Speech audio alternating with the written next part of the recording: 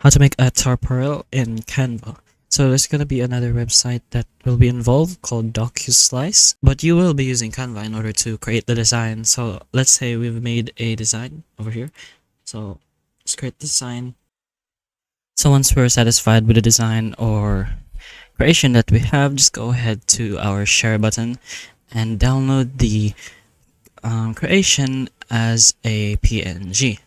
So let's download that and wait for it to download, and make sure you know where this is, as we'll be uploading it to another website.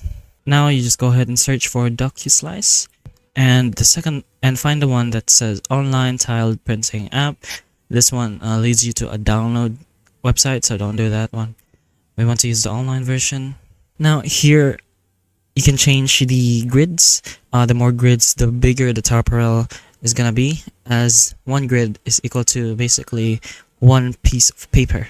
So let's say we want big boy, which is a horizontal, but our design was sort of a square, so let's do this one, which is a 3x4 grid. So as you can see, that looks like a square. We can either do this to add our picture, or we can go back to our downloads where we can find our untitled design and just drop it down there, and we press add to page. So there we go. We can click on the picture and resize it by going here to the resize and press full size and stretch. So as you can see, there's no more blanks that's taking out the place. And once you're done with that, we can go ahead and press this button, which is the download button. Here, as you can see, it's still on a letter A4, but it gives you more space in order to cut your paper. You can see the cut lines here. You can turn it off if you want. There are scissor marks if you want it on. So these are the scissor marks. You can also turn it off if you want, if you know what you're doing already.